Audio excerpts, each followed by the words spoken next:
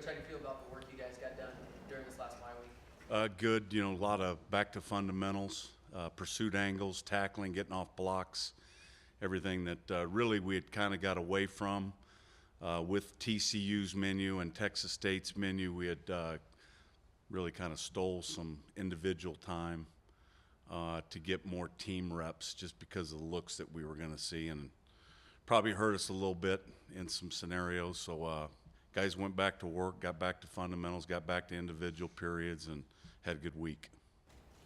After 4 games, what do you think you need to improve the most at? I think maybe just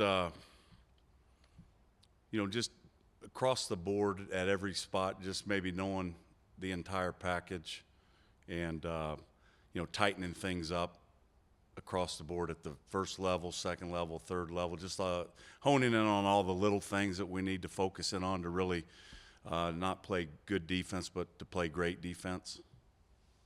Coach, does it help you guys coming off of Texas State? They like to run the rock, then you have the bye week, and then so you have essentially like 2.5 weeks to prepare for KU, and they like to run the rock so much. Yeah, running the rock, KU came in here and ran it for 390 yards against us last year, and really watched that film, and obviously a lot of our front sevens back, and kind of an embarrassing performance watching what we were putting on tape last year, and really have been stressing we've got to stop their run game. 29's a really good back for them. Coach Weiss does a nice job with his schemes to put those guys in good situations, and he'll give you a lot of different formations. It's not the traditional 11 personnel pictures. You can get a mixture of a lot of things. So going into this game, we're going to have to stop the run first. What frustrated you the most on the Kansas film? Well, just maybe we just didn't play as as aggressive as I think you need to play, and just technique maybe with the front. I know John Scott's done a great job with our guys this year, and I know what we inherited, and I know what how maybe they went about business last year. I just think 390 yards is a lot of yards for anybody to do that. So our guys talking to Hyder, talking to some of Dartwan, they know that this offensive line is capable. They've got some junior college signees. They got plenty of big bodies, and with what they do with their zone and their read zone series, if you pop a gap, or you're not playing sound, or you're not playing physical, then you can get exposed. Coach, speaking of Kerry Hyder and the veterans, kind of talk about how the bye week helped with the reps for the young guys to kind of replace those guys. Yeah. Trying to get trying to build depth. We had some health issues going into the Texas State game, coming out of the Texas State game. Just really getting our guys that had been repping, maybe get them fresh, and then also with our younger guys, trying to get some guys that were nicked up a little bit, try to get them out of the training room, try to get them on the grass, and really bank some reps moving forward. This is going to be the stretch. It's going to be the deciding tale for us. Coach, are you able to talk with Cliff very much about his experience with Coach Weiss, or is that so far removed that you don't really talk? Yeah, I haven't talked to Cliff about that. I know he's probably got some real good insight on him, and we really haven't discussed in detail any insight on Coach Weiss.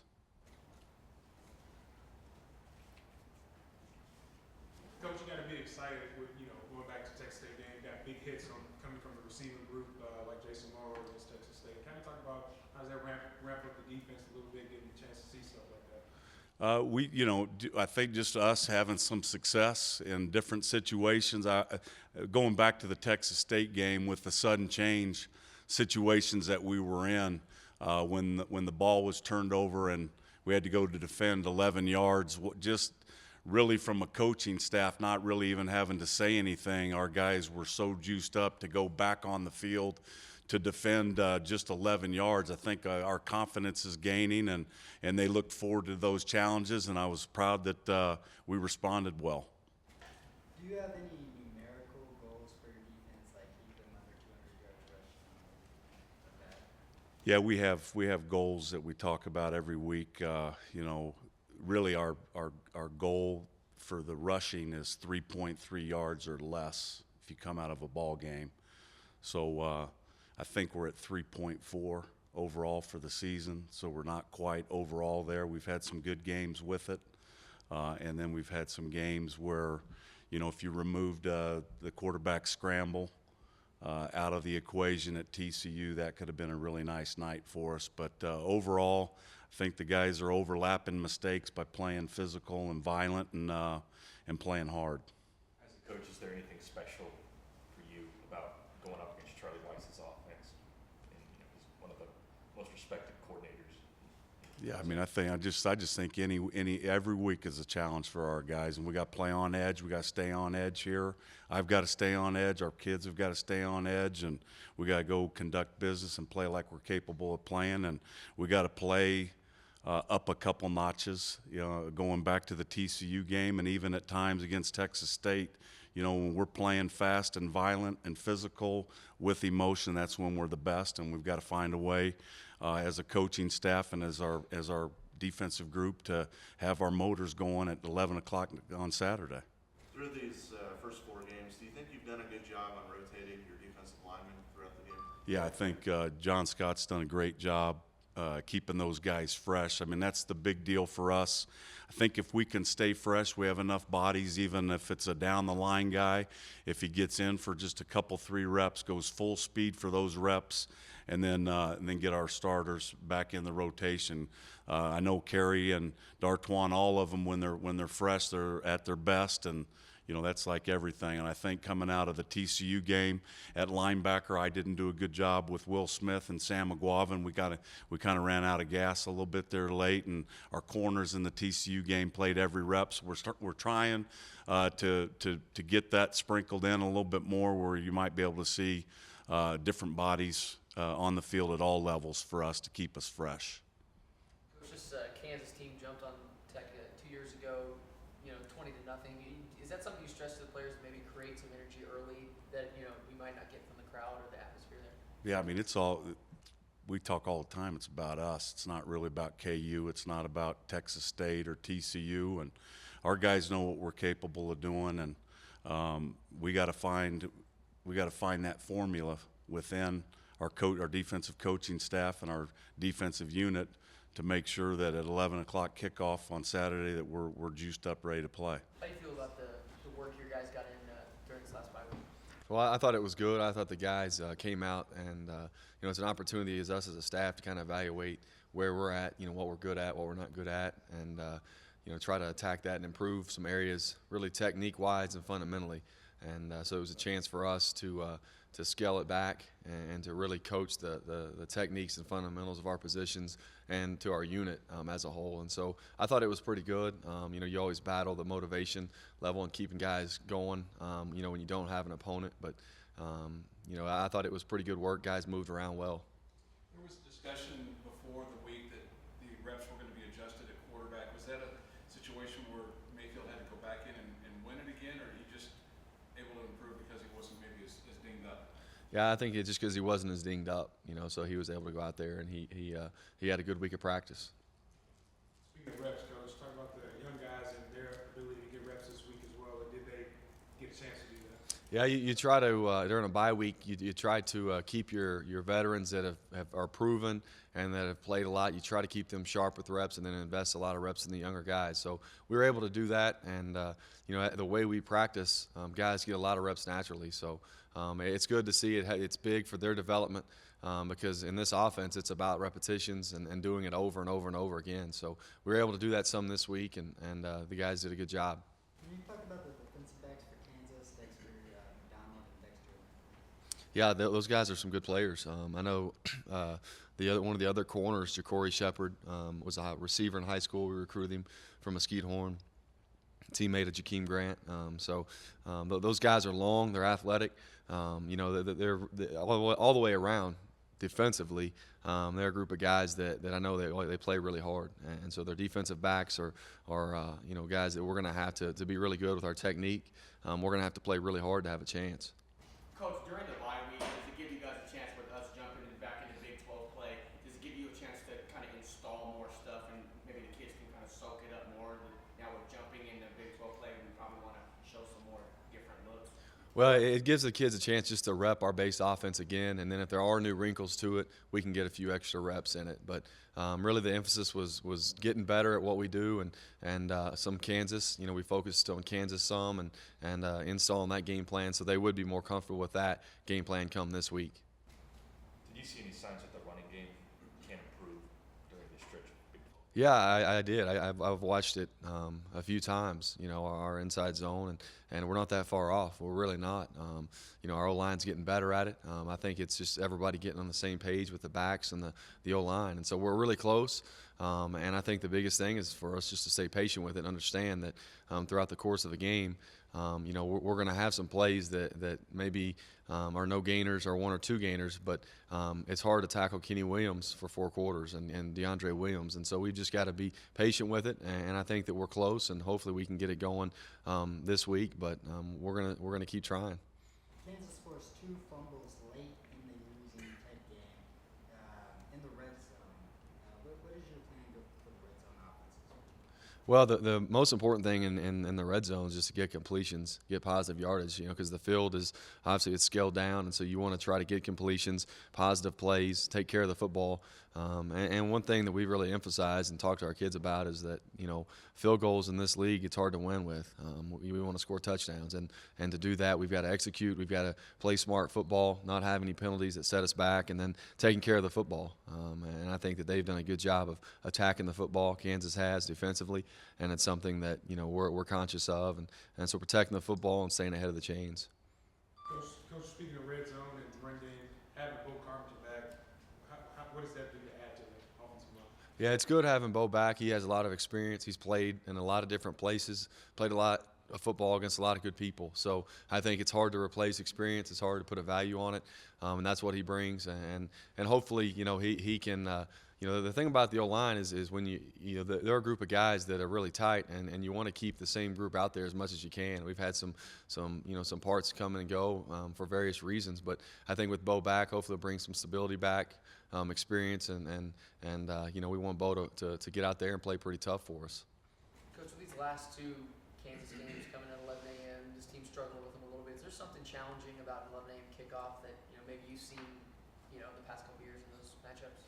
No, I think that it's just, you know, it's playing Kansas last year at 11 a.m. They played us really well, and they're a good football team, and I think it'll be no different this year. I think it's whenever we play, let's show up and go, you know, and it's our job as coaches to get them ready and for them to execute. Are you going to remind the team that you never lost to Kansas while the head coach might have been on a team that lost? I don't think the kids will care too much about it. So, yeah, I don't think I'll do that. What do you remember about your days against Kansas? Same thing. I think I think the defensive coordinator was there at the time, Coach Bowen. They played very, very physical, played very, very hard.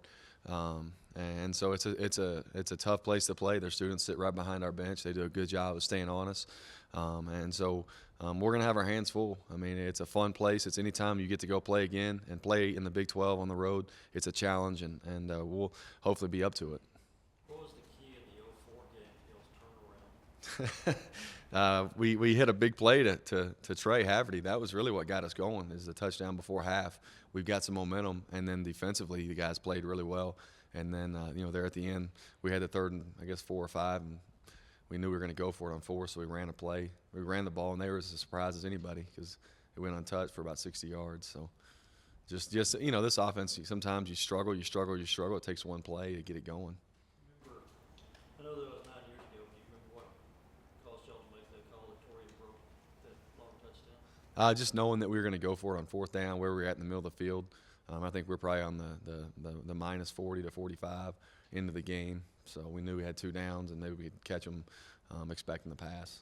You guys give Coach Kingsbury a hard time because he was quarterback of the only team to lose to Kansas? No, I didn't even know about that until now. So we may moving forward. Sonny, what do you remember about 2 years ago when they kind of jumped on y'all to start the game? If that happens this year, what do you tell the guys because they haven't had to deal with something like that yet? Yeah, I think that the biggest thing is on the sideline is how the kids handle it. and the maturity that they've been through situations where, we've got some guys on offense that have been down before, guys on defense have been down before, and just understanding it. It's such a, it's a long game, 4 quarters, and it's a lot of plays for us left. And if that were to happen, that we just got to get back out there and it's a 60-minute game, and it's not going to stop because we're down by a bunch or up by a bunch. So we've got to continue to play each snap as hard as we can and just try to maintain or to get back in it as best we can. Going into an atmosphere like that with the early kickoff, are you guys going to try to create some energy on your own, kind of create your own energy to get things going early? Yeah, I mean, as a coaching staff, I think we're always conscious of the type of energy we have on the sideline, and we know that we're responsible for some of it. And so, yeah, we'll try to generate some energy. The guys on the sideline have done a good job. The players have. I think that when you have a close-knit group of guys, that they like to play for one another. So hopefully the players will have some toughness about them in terms of being able to get up and get going and creating energy, and we'll try to create as much as we can. Coach, you mentioned about being physical. Coming from your receiving group against Texas State, Jason Morrow's big hit. Talk about what does that do to you as a coach, and what does it do to the team, big hits like that for the Big 12? Well, I think big hits, like that get kids going. The guys on the sideline get fired up about it. Probably the guys that are on defense see it on the Jumbotron, and they get fired up about it and play a little harder. And so I think it's just ultimately about how hard we can play, because our execution at times may be up and down, but if you play as hard as you can, you play as physical as you can, you give yourself a chance to win. And so that's what we try to practice on a daily basis, and we've got to continue to be better at it. Sonny, I guess obviously Eric Ward had a huge game against SMU, and then he's gone through stretches where he hadn't caught many passes and hadn't been targeted many times in some lengthy stretches. As you kind of self-scouted, what do you see happening there? Well, I think part of it's when you play a young quarterback. Sometimes maybe you're not seeing the field as well, and then we just got to do a better job of involving him in the game plan. And he's playing as hard as anybody out there, and sometimes there's chances where we could probably try to get the ball going his way a little bit, but we've got a lot of good players, and so I think he's been very patient. He's been playing hard. All those other guys are. And when you look at it, you've got Jakeem Grant, Jason Morrow, Marquez, our running backs. So there's not enough footballs to go around on a game-to-game basis, and in this offense, typically, you have weeks where one receiver will catch a bunch, and it just kind of goes week by week basis. So just continue to have him play hard, practice really hard, and the throws will come. Is that at all by design, so that the team that you're up against the next week sees who got all the passes last week and prepares more for them, and then you guys go somewhere else? Yeah, no, we just once you get into the flow of a game and somebody's guy's hot, all right, well let's find ways to get him the ball, and that's more to it than we feel like it's so hard to win in college football. You can't hold anything back each week. What's your thoughts on moving 4 spots in the AP poll and not playing the game? I really don't pay much attention to the polls, and I wouldn't know unless I followed Dickens on Twitter.